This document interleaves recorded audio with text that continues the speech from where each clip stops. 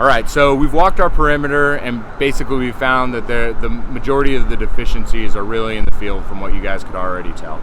And that's where we're going to focus the majority of our efforts. So if you look down right here, along with the improper material, I'm going to focus on one more, and this is just a patch, and it's coming up, and it's not bonded well. I don't want to force it up, but you can see the caulking around is up, and this is actually the wrong material. This is a TPO patch right here, PVC membrane. It doesn't go, it doesn't match, it doesn't work, it doesn't bond well. And then obviously they threw that caulking on there like just some sort of gum, and it doesn't work. So what we'll do now is the last part of the roof that I want to show you guys is sort of it's the worst part, unfortunately. And so these contractors came up here around these AC units and around these vent hoods and just threw down all this asphaltic material. And you can see in between two of these units, they even left their bucket there, sitting there pouring out onto the roof.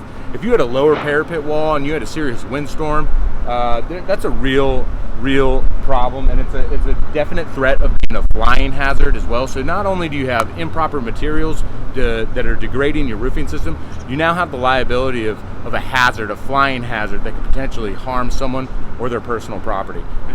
This is where the majority of the leaks are coming from, over this particular suite. As you can see, they spent a lot of time to throw this stuff on here, and again, it's really doing more harm than good. It's eating up the membrane, as you can see, you can see the actual fibers in the scrim from it deplasticizing, essentially wearing away the actual roofing membrane. If you look over here, it's not nearly as apparent, but when you stay over here, you can see all those fibers and all that webbing coming through. That's because it's just deteriorating. Now, we are on top of a restaurant, and this is a PVC roofing membrane, which it's the most resistant to animal fats of all the other roofing membranes that are on the market right now, but it doesn't mean that it's totally invincible, right? It definitely still has to be taken care of, it has to be maintained, and it has to be properly repaired anytime that there's an issue. So if you just follow me right here, just give you this last quick tidbit.